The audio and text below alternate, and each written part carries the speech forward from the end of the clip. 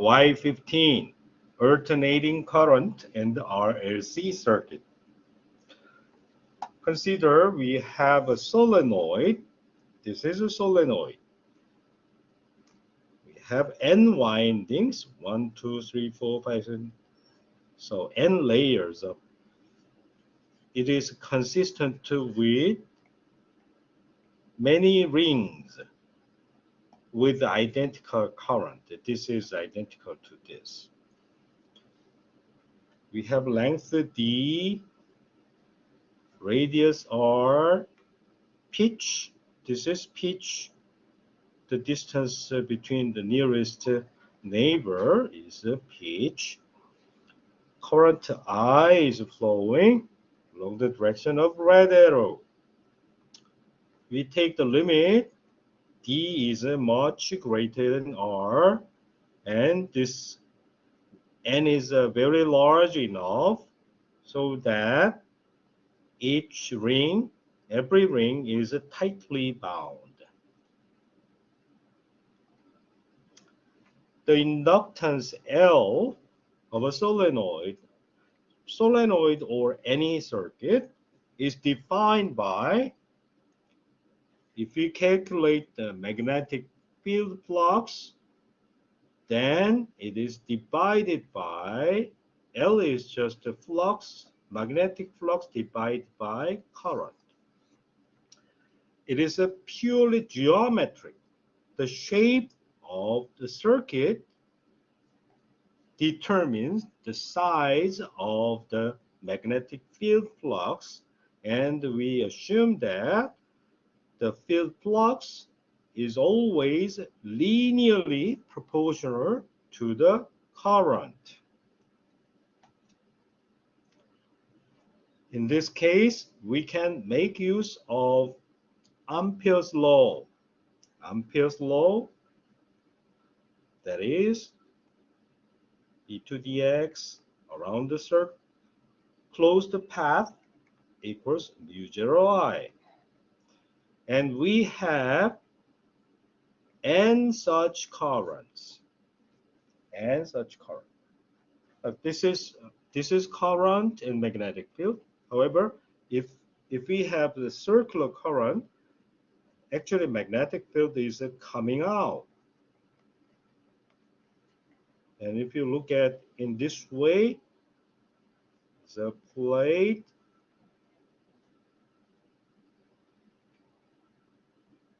current, then magnetic field flows like that. And if we have many such circular current, we can see on the boundary we have a circular form. These two magnetic fields cancel. And in here inside, they always have the same direction. They add up.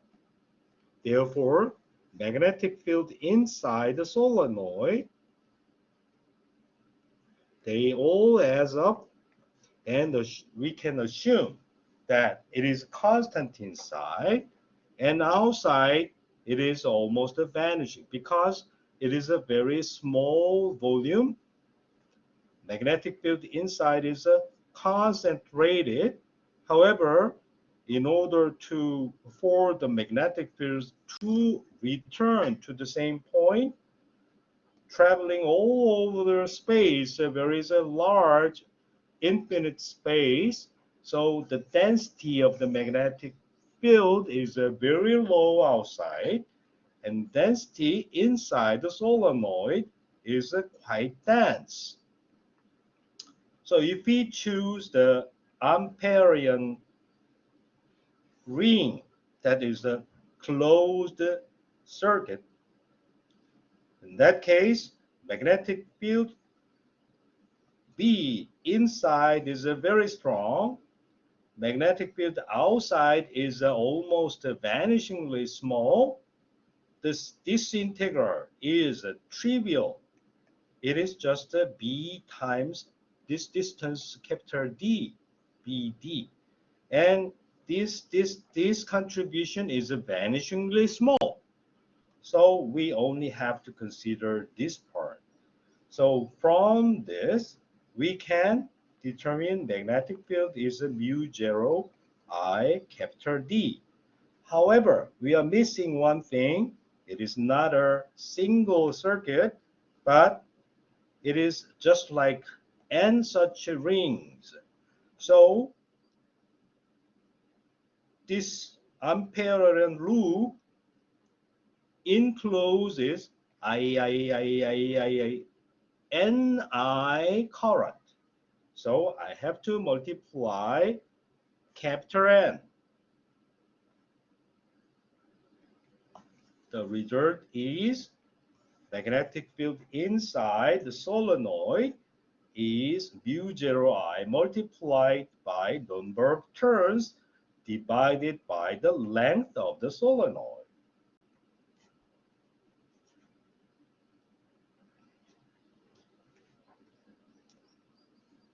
Next, we can calculate the magnetic flux passing the solenoid. We have a solenoid. Solenoid surface is this. Magnetic field is, for example, if current is flowing in such a manner, then magnetic field direction is this. And what is the area? This cross-sectional area. But this cross-sectional area is for a single turn, and we have n turns, and so we have to multiply n multiplied by a single surface. And single surface. And single surface has the radius r. It is a circle, so n times pi r squared. That is to be multiplied to the magnetic field, and this is parallel to the normal vector of the surface. As a result, we just copy this result. B equals n mu 0 I over D.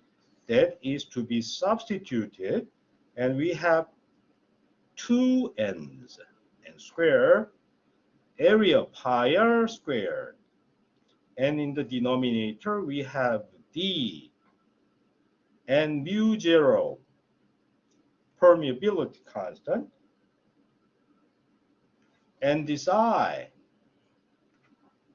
told you flux divided by current is the inductance. And now we have reached the point that this is the inductance.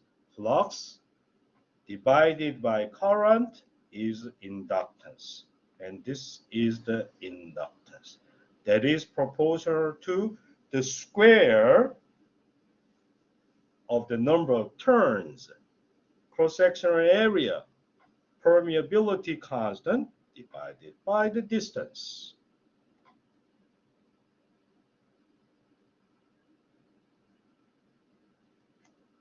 Or it is mu 0.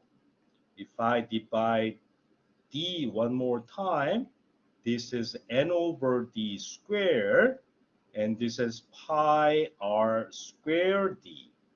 What's that? This is the cross-sectional area, and this is the distance. So this is a volume. So inductance is mu 0, and small n is number of turns per length squared and multiplied by volume inside the solenoid. Faraday's law of induction. This is the original form. This is the integral form. Single turn. And the flux time derivative of magnetic flux, and minus negative sign represents the Lenz's law that is opposing the change of the magnetic field flux passing through a closed circuit. Now we substitute phi equals Li and we assume the shape is invariant.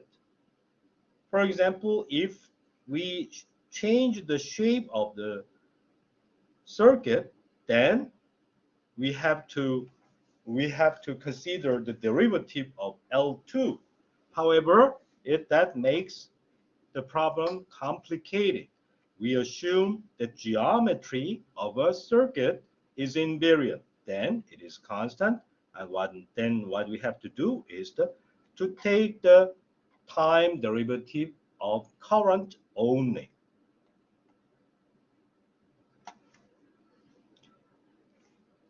We remember the magnetic field flux, okay, so we have current I.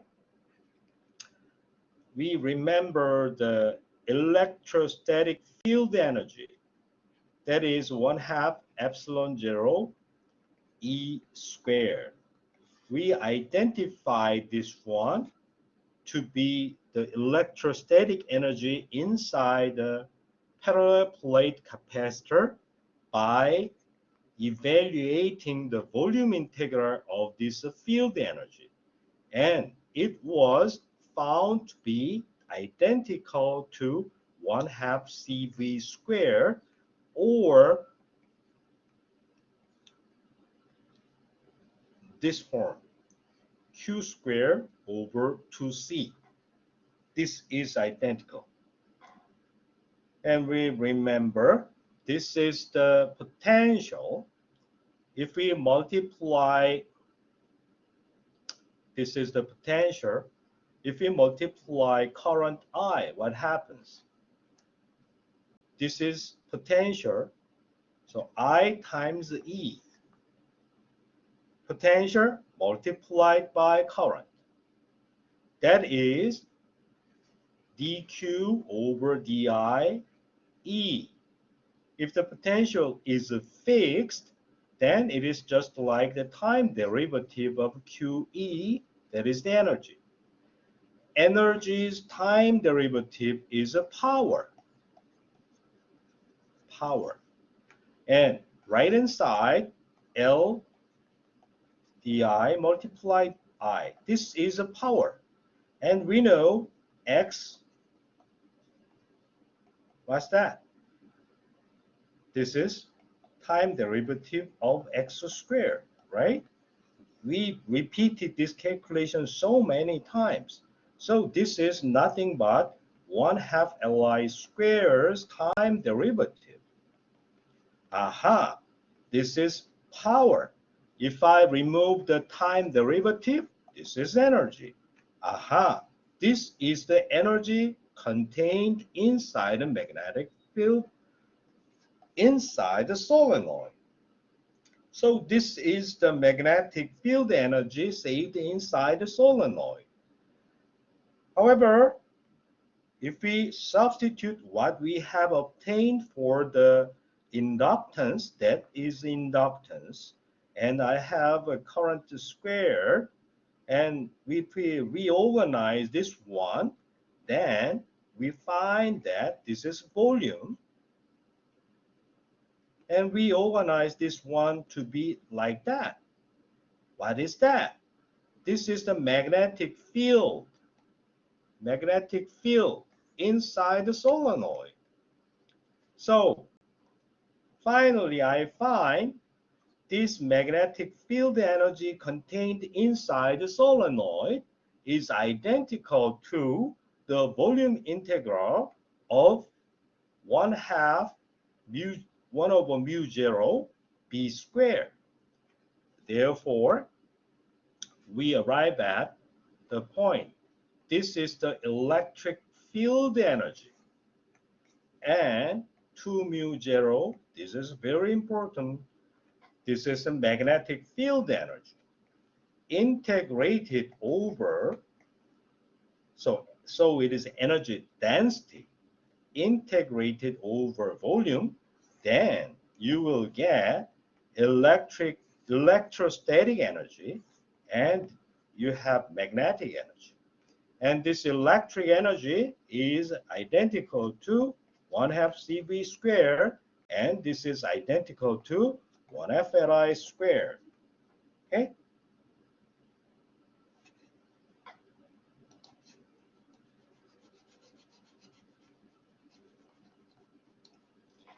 Next, if we consider a circuit, we have circuit elements: resistance carried by a resistor, inductance carried by an inductor, capacitance carried by a capacitor.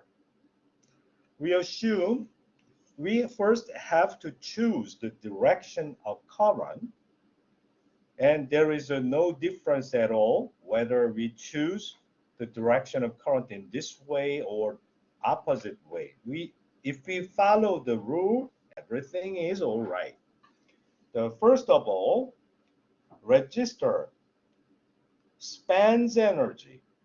Therefore, if you follow the direction of current, potential at a certain point decreases by IR. So this negative sign is very, very important. The current is the direction of a positive charged particle's motion. So positive charge passes through a resistor, then the potential decreases. It is not plus IR, but minus IR. We have to remember, if the current flows along this direction, L changes. How? This is a kind of solenoid. So it has time derivative. What's that? This is Li is the flux. There is something missing. I need to put the negative sign on it to satisfy this one. What's that? Faraday's law. Faraday's law states that if you follow the direction of current, then the potential changes by minus phi dot. Minus phi dot means minus L time derivative of current. Next, if you consider a capacitor, current flows. Current means positively charged particles, and this side there are two plates, and on which the current flows in plus charge accumulates. So you have to put Q here. You must not put Q on the right side. If you have chosen the direction of current, the plate that leads the current must be expressed as charge Q. Then everything is right. Now, conservation of electric charge says if you have accumulated charge Q, then opposite side has minus Q. This one is a positive, this one is negative. So what happens? We have Q equals CV. What is the potential difference? Potential difference is Q over C. However, you need to put the negative sign on it, because from the positively charged plate to the negatively charged plate, you have to decrease the potential. So if you miss these negative signs, these three negative signs must be considered very, very carefully. But however, it is trivial. If you know the direction of current, everything is all right. But if you are absent-minded, then your circuit equation will always be wrong. And if your equation itself is wrong, your answer, sometimes you can get some reasonable answer by taking mistake twice, multiplying negative sign twice. By accident, sometimes you can get a correct answer, but mostly 99% you will miss and you will find wrong answer. So this is a very, very fundamental thing.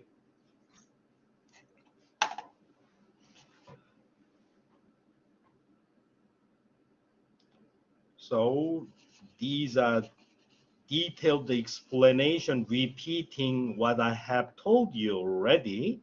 So let me pass everything. For example, L, you have to choose the direction of current, then you must put this side as Q. The current passes in this way. So from here to there, your potential difference must be this one. From here to there, potential must decrease from plus to minus. Therefore, potential change must be this one. After that, mathematics is straightforward. Oh, it's a simple harmonic oscillator because I is Q dot, I is a time derivative is Q double dot. Q double dot is this. Let's see. It is Q double dot plus Q over LC equals 0. It is identical to what we have seen in the simple harmonic oscillator. In here, it used to be K over M. Now, 1 over LC is omega 0 squared. So characteristic frequency of this simple harmonic oscillator is 1 over square root LC. Now it is trivial to find that you remember 1/2 kx squared plus 1/2 mv squared.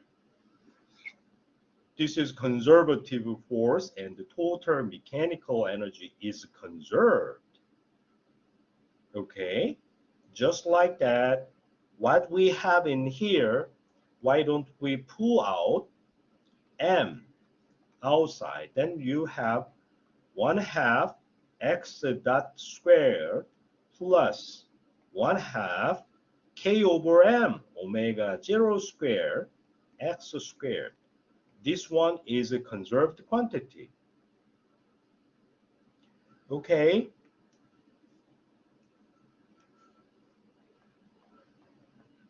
L q double dot plus 1 over CQ equals 0.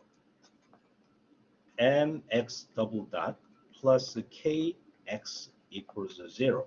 So Q and X, L and M, and K and 1 over C. They are analogous. Just what you have to do is just to replace these three variables. Then everything is all right. So conservation of electromagnetic energy. This is the electrostatic energy saved inside the parallel plate capacitor. This is the magnetic field energy saved inside the solenoid. That is just like the kinetic energy and potential energy.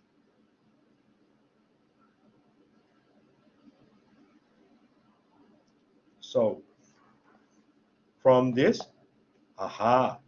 this seems to be the potential energy in the case of the harmonic oscillator.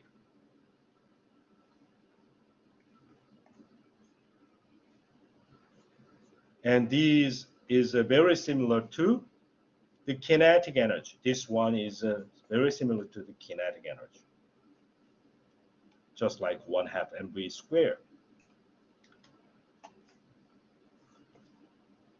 Mathematical details are identical to the simple harmonic oscillator, so I don't want to repeat such kind of calculation that we are very, very familiar with. And we already reviewed the simple harmonic oscillator and the driven damped harmonic oscillator a couple of classes ago. This is our LC circuit. The solution for this circuit can be found what we learned a couple of days ago. And these details of the calculation, how to determine all of the parameters by making use of the boundary or initial value and initial conditions. So you can follow every detail. And first goal is to find out charge or current. Usually when we consider the circuit, they are interested in the current rather than charge. In the case of simple harmonic oscillator, we are interested in the x of t. However, circuit, they are interested in current more than the charge itself. It is easy to measure. So in the later part of this class, we will, not this class, later, we will consider the phasor dependence in relative to the current.